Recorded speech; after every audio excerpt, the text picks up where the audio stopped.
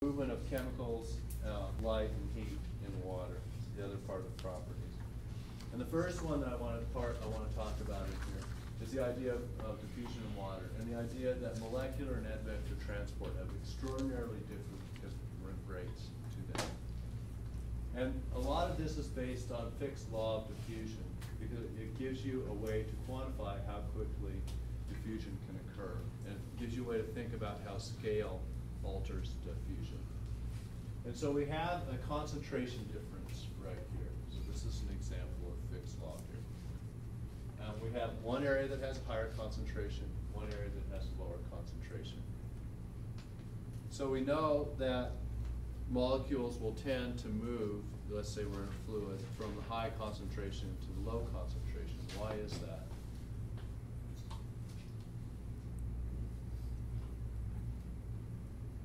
More room for the molecules to dance around? Sort of, yeah. I mean, that's not exactly it. Let me give you an example. Okay, I take a pool table, seal up the pockets, rack the pool balls, right? And then I get a sledgehammer and take off the rack and I start pounding on the top of that pool table, right? Okay, what's going to happen to the pool balls? They'll spread out, right? They'll move from the high concentration to the low concentration. That because of entropy, basically. Let's say I pound faster.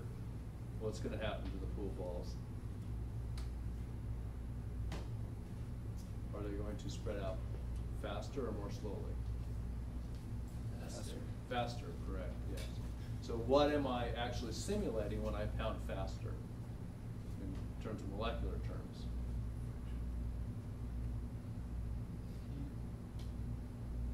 Adding heat energy? Yeah, I'm adding heat energy, right? The more you heat it up, the faster the molecules are bounced around. So do you think diffusion's faster or slower in warmer solutions? Faster. It's faster, right? So it's exactly why you try to add your sugar to your iced tea before you cool it down, because it takes a long time for it to dissolve into the iced tea at a higher temperature. And so if you didn't do that, then you put a bunch of sugar in and you mix it to cause advective transport versus waiting on molecular transport. The other aspect of this is the distance between the two. So if you have a really huge pool table and you put the balls on one side, let's say 5 times normal, it's going to take longer when I start pounding on that pool table for the balls to move all the way to the other end, right? So the bigger the difference is between those. The second part is the relative concentration gradient. The concentrations relative to each other. So if you have 3 pool balls, it's going to take a while for one to get over, and there's not going to be a very high flux rate. If you rack up 50 pool balls on one side and start pounding on it, right, the other side's going to get a lot of pool balls pretty quick. So the higher the difference in concentration between this plane A, plane 1, and plane 2, excuse me, or the shorter the distance, the higher the flux rate. And then this constant here then is dependent upon a number of things like temperature, viscosity of the solution, the thing that's evolving, the thing that is diffusing.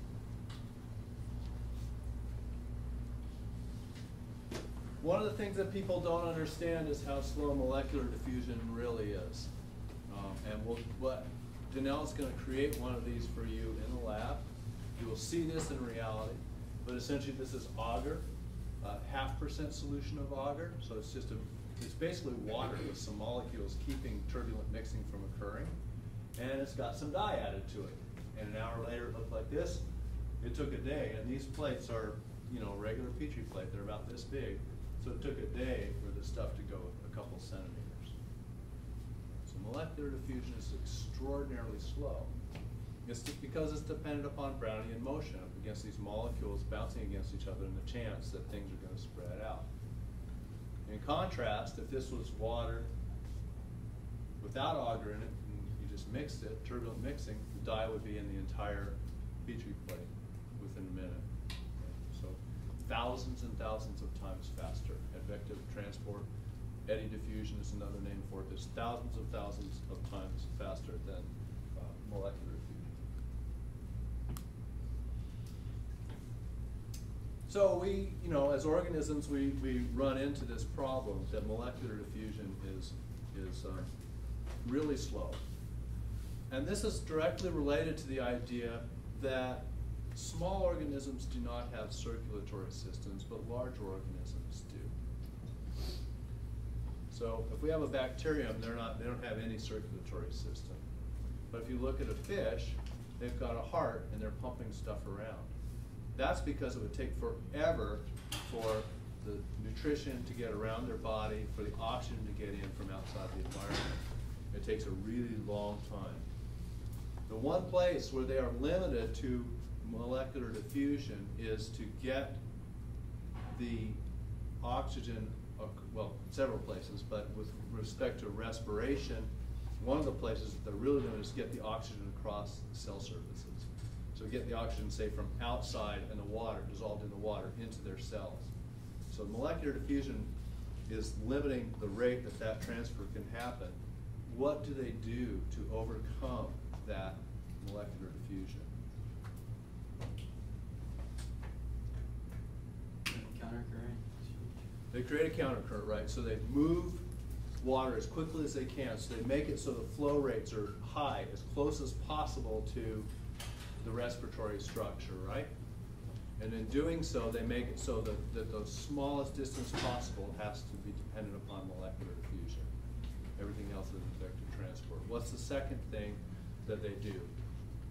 What is the organ, and what is the other purpose for it? They increase their surface area on their, pardon? Their gills, right? Yeah, so they vastly increase their surface area just so there's more surface area for that molecular diffusion to occur across. Then once it gets in, they move the blood across that and bring it then to the rest of their body. So all these biological processes, this is another constraint on the evolution of organisms, right? Another constraint of the properties of water and the chemicals that are in them on the way that organisms have to do business to survive. And one of the tricks to becoming big, multicellular, and fast and moving around a lot is to increase the eddy transport of materials through your body so you can metabolize faster.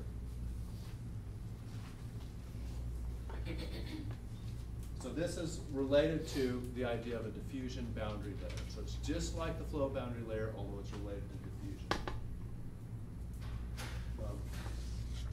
So we think about this. Remember when we had that flow boundary layer, we had water going slower and slower and slower, and then we got to the no slip zone, right, where the molecules were basically not moving at all, even though the water in the channel above was moving. That no slip zone is where you're limited to what kind of diffusion?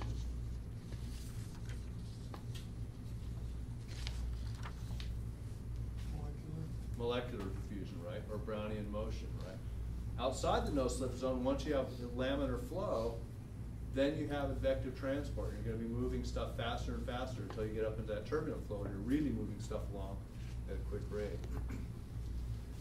This is exactly why when we went to pot state lake number 2, and the temperature stratification caused a stable layer on the bottom and to be separate from the layer on the top, it was able to develop anoxia because the molecular diffusion across that boundary, you couldn't get turbulent mixing across that density boundary layer. The molecular diffusion across that was so slow that the respiration over the season just sucked the oxygen right out of the bottom of that, and it wasn't able to be replenished by mixing. So there's big biological effects of these physical characteristics. Just like with the flow boundary layer, if you protrude into the solution, you come closer, that the diffusion boundary layer is thinner. If you have higher water velocities, the diffusion boundary layer is thinner. If you move down an object, a long object, the diffusion boundary layer gets thicker and thicker, right? All of those things are the same properties as the flow boundary layer. The difference is the diffusion boundary layer is much narrower than the flow boundary layer because advective transport happens with laminar flow. So remember, the flow boundary layer was the outer limit of laminar flow, essentially, when you reach full open channel velocity. But when you have laminar flow, you have that vector transport, so the diffusion boundary layer has to be far smaller than that. So think about it and then when you have questions, you can ask later. This is also a biogeochemical constraint when we think about things like nutrient transformation in sediments, as well as physiological constraints that I talked about, fish and respiration. We've also touched on this already, the idea that surface area to volume alters diffusion. So if we have two cubes, one that's a micron on the side, another that's 1,000 microns along the side, their surface areas are 6, and we have 6 million square microns. Volumes are 1 in a billion cubic microns, right? So that's 1,000 cubed, and that's 1 cube. So the surface area volume for the first is 6 versus a 10th, 100th, 1,000, right, of that. So the surface area to volume ratio is 1,000. What that means is for that bigger cube, the average point inside is physically further away from the surface than in the smaller cube. So as you get a larger and larger cell, the longer it takes diffusion to get stuff from the outside into the center. Again, that's why we have organisms that develop circulatory systems. Rather than us being one giant cell, what we do is we have put a bunch of little cells together and then move materials around to those cells to overcome that molecular diffusion constraint. Or why the fish has a gill, increases its surface area to volume artificially. So these are the ways that large organisms deal with this diffusion limitation. And it's, again, to understand it, you need to know the difference between molecular diffusion and between